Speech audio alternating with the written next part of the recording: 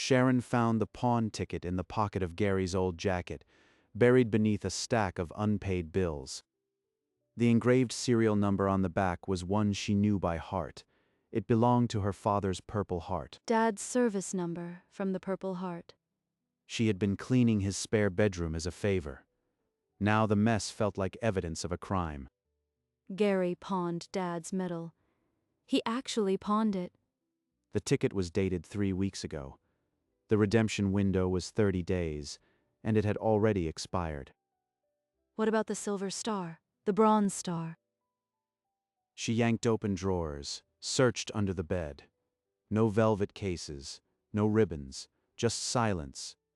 He didn't just take one. He took them all. Sharon stood in the kitchen, the pawn ticket pressed to her chest, her father's legacy reduced to a scrap of paper. Sharon didn't knock. She walked into Gary's living room and held out the pawn ticket like an accusation. Look at it, Gary. Tell me what it is. I don't have to explain myself to you. The serial number on the back is Dad's. From his Purple Heart. Where is it? I pawned it. Okay. I was going to get it back, but the window closed. It's gone. You sold only one? Or all of them? The silver star? The bronze star? I needed cash for a debt. They're just old medals. Don't make a federal case out of it. They weren't just medals, they were Dad's. His history, his sacrifice, and you traded them for gambling. Well, they're gone now. Nothing either of us can do about it. Sharon stood frozen, the chasm between them carved not by words but by the absence of any regret in Gary's eyes. She left Gary's house without a word and spent the next hour on the phone, dialing every pawn shop listed on the ticket. Yes, that's the service number, Purple Heart. The redemption window expired when? The Silver Star and Bronze Star were at 2 other shops, one across the state line. So she drove. Inside the first shop, the glass counter had an empty velvet slot where her father's medal should have been. Can you tell me who bought it? It was my father's Purple Heart. It's all I have left. The owner shook his head. Cash sale, no receipt trail. He couldn't help her. The second shop was an hour away, more cluttered with old electronics, and the answer echoed the first. 2 down, 1 to go, but hope is already a thin thread. At the third shop, a dim, cramped space, the clerk barely glanced up from his phone. No, all sold. 3 medals, 3 shops, and not a single trace. They're gone for good. She drove home in silence, the toll of the day settling deep into her bones. Inside, she didn't stop for coffee or food. She walked straight to her father's workshop at the back of the house. The room held its breath sawdust, linseed oil, the quiet presence of a man who was never coming back. This place still feels like him, but the proof of what he did, what he earned with blood, is gone. She pulled a photo album from the shelf. Its spine was cracked, its pages worn soft from years of turning. The first photo was her father, young and proud in his Navy corpsman uniform, holding his Purple Heart to the camera. He never talked about the war, but that medal said everything he couldn't. She remembered him sitting at this very workbench, polishing the bronze and silver with a cloth, naming each action that earned them. And Gary traded them for a debt he built at a card table.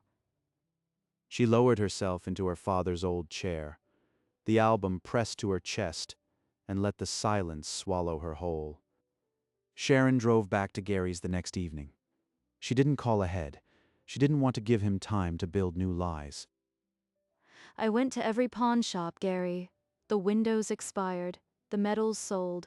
All 3. I told you they were gone. What did you think you'd find? A refund? I found proof that you didn't just make a mistake, you scattered them to cover a gambling debt. I didn't scatter them. I just pawned them one at a time when I needed cash. 3 different shops, 2 states. You knew what you were doing. Look, I'm sorry. Okay. But what do you want me to do now? I want you to stop acting like this is something that just happened to you. She turned and walked out, not waiting for another excuse. The screen door slapped shut behind her. He's not sorry he did it. He's sorry he got caught. Sharon checked pawn shop listings every night, scrolling through sold lots, the screen burning sold into her eyes. I'm torturing myself. These aren't ever coming back. 200 miles away, Frank Bennett's phone lit up with a notification. Silver Star engraved, listed for $300. He bought it within the hour. When the package arrived, he opened it with a collector's care. Under his lamp, the engraving on the back caught the light, a service number from the Pacific Theater. This medal witnessed something. I need to know whose it was. Frank searched military archives, cross-referencing the number. The answer appeared: William Mercer, Navy Corpsman. An obituary from 2019, survived by a daughter, Sharon Mercer. Frank wrote her address on a notepad. That same evening, Sharon closed her laptop without a single lead. She didn't know that 5 engraved digits were leading a stranger to her door. Frank knew one medal rarely told the full story. A corpsman who earned a Silver Star almost certainly held others. A Purple Heart and Bronze Star are missing. I'll find them before they vanish into private collections. He spent hours on the phone with collector networks, cross-referencing serial numbers from the same Pacific Theater. You have a Purple Heart with that service number? I can pay $1,800. Meet me at the cafe on Route 9. The deal was done. The Purple Heart joined the Silver Star in a velvet-lined case on his passenger seat. That's nearly $2,000 out of pocket. But some debts can't be carried on a ledger. 2 days later, a collector in a neighboring state surfaced with the Bronze Star. Frank wired the money without haggling. When the parcel arrived, he opened it and laid the 3 medals side by side: Purple Heart, Silver Star, Bronze Star. He tucked Sharon's address into his pocket, the notepad worn from checking, and cleared his schedule for the drive. $4,000, but a family's honor doesn't belong on a pawn shop shelf. He placed the velvet case on the passenger seat and started the engine. The highway stretched ahead, empty and direct. Mile after mile, the landscape softened from interstate monotony to the quiet subdivisions of a small town. Sharon passed through the hallway, a coffee mug going cold in her hand, moving without purpose. Then a sedan rolled to a stop at the curb. The American flag on the porch stirred in the breeze. Frank stepped out, the velvet case under his arm, and closed the door quietly. This porch has seen better days. I hope the woman inside has too. Sharon heard a car door, muffled, but didn't give it a second thought. On the porch, Frank raised his hand to knock, then paused. This was not a normal delivery. $4,000 and 200 miles. All for a family I've never met. Worth it. The brass knocker was cold against his knuckles. What came next would change both their lives. The knock was 3 calm raps that cut through the afternoon stillness. Sharon set her mug down, her heart speeding without knowing why. Can I help you? Ma'am, my name is Frank Bennett. I believe I have something that belongs to your family. He extended the velvet case. Sharon stared at it, a small, unassuming box that suddenly felt like an answered prayer. Why is a stranger holding a velvet case on my doorstep? Please open it. Her fingers trembled as she lifted the lid. Inside, 3 medals gleamed on dark velvet: Purple Heart, Silver Star, Bronze Star, the ones she'd memorized from 1,000 photographs. No, this isn't possible. Her hand flew to her mouth, a sob breaking free. She sank against the doorframe, the case pressed to her chest, her legs unsteady. How? How did you find them? She led him to the living room, unable to let go of the case. He sat across from her, his voice steady. I run searches for engraved medals. When I saw your father's number, I knew it belonged to a hero. I used the National Archives, traced it to William Mercer, then his obituary, and finally to you. I tracked down the other 2 medals through collector networks. I couldn't leave them scattered. How much did you spend to get them back? 4,000? 5? I need to repay you. I have savings I can manage. No, ma'am. This wasn't a transaction. It was a correction of a wrong. I did it because it was right. No strings. He won't take a cent. He did all this for a stranger. What do I even say to that? If you want to honor it, there's a veterans advocacy group I work with. They help struggling vets. Consider a donation if you feel called. He stood, and at the door they shook hands, the velvet case now solid in her grip. These medals belong here. Take care of yourself, Sharon. She stood at the front door long after his sedan disappeared, the velvet case clutched to her chest like a heartbeat she'd almost lost. $4,000. He spent $4,000 on a family he'd never met and asked for nothing. She walked the case to her father's workshop, where the air still smelled of sawdust and old varnish, and set it on the bench. Dad used to say, honor isn't a word, it's an action. Gary forgot that. I won't. At the kitchen table, she opened her checkbook, the fountain pen her father gave her years ago cold in her hand. A matching donation to that veterans group. It won't repay Frank, but it will carry forward what he started. Then she picked up the phone and dialed the number of a civil attorney she'd researched late one night when hope was thin. I need to file a claim for conversion of inherited property. My brother pawned our father's war medals. This will fracture the family, but letting him walk away without consequence would fracture something in me. When she hung up, the check lay on the table beside the velvet case. 2 promises, one to honor a stranger's sacrifice, the other to hold her brother accountable. The claim was filed early Thursday. By Friday, a process server stood on Gary's doorstep. Gary tore open the envelope, his expression shifting from annoyance to disbelief as he read the charges.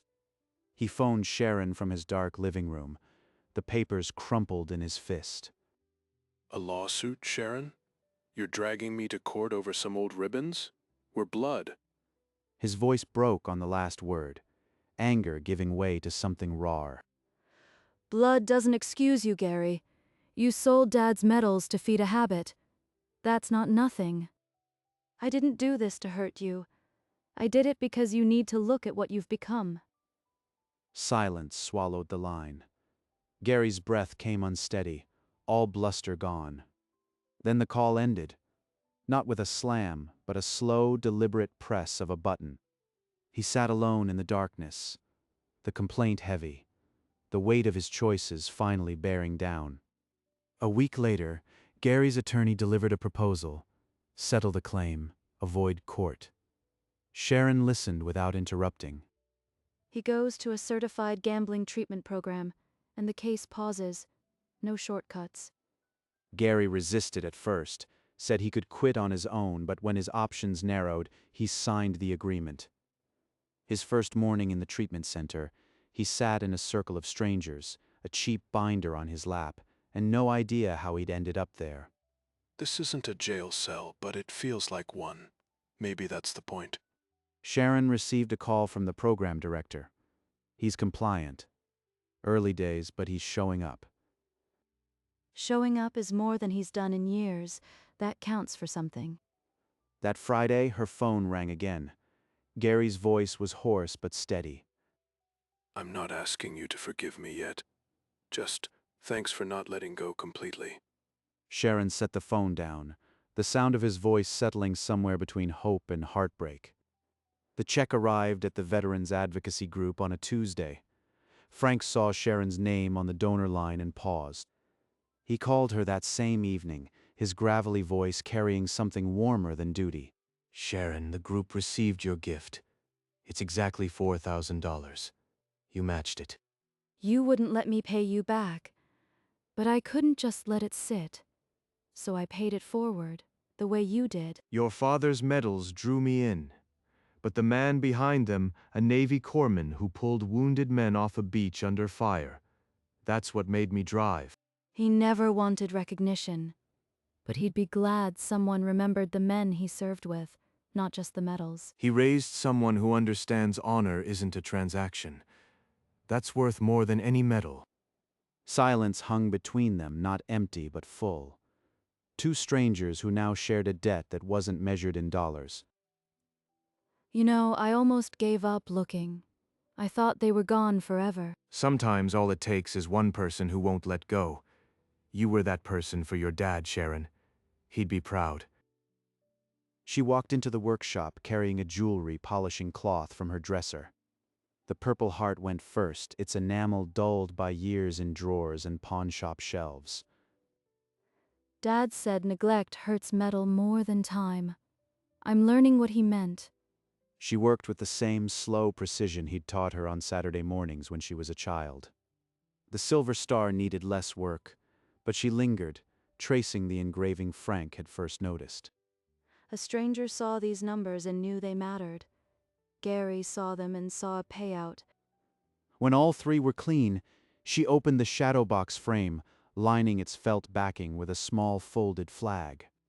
She placed the medals in order: Purple Heart, Bronze Star, Silver Star, just as her father had kept them.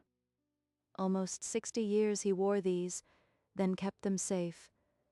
Now they'll be where he'd want them. She hung the frame on the wall above the workbench, stepping back to let the afternoon light catch the metal. Sharon sat in the chair across from Gary in the center's small visiting room. He looked thinner, but his eyes were steadier. Didn't think you'd come after everything.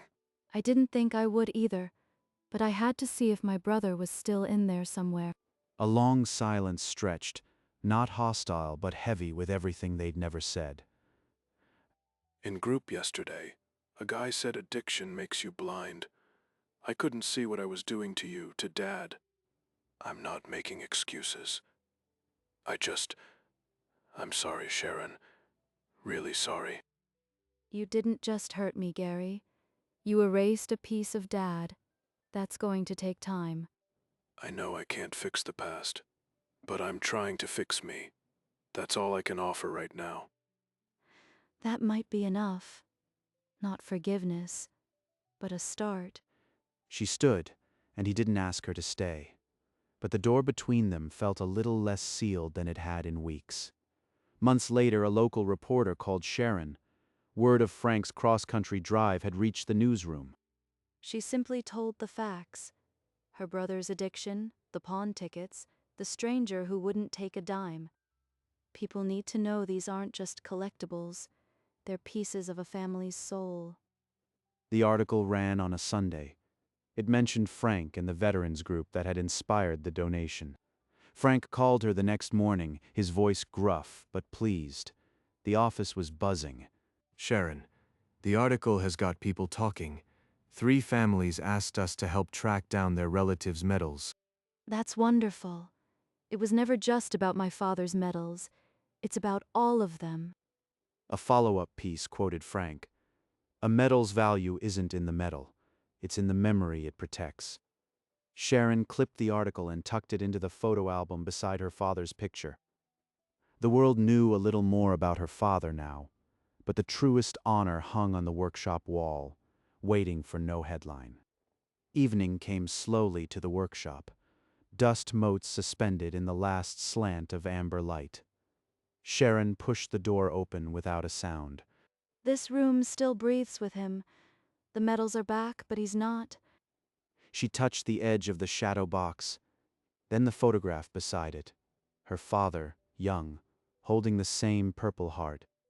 Gary pawned them. Frank found them, but you kept them. All those years. Thanks for that, Dad. Outside the small window, the flag on the porch caught the same dying light, stripes barely moving in the breeze. Honor isn't a word, it's an action. I see that now. Frank lived it, and somehow so did I.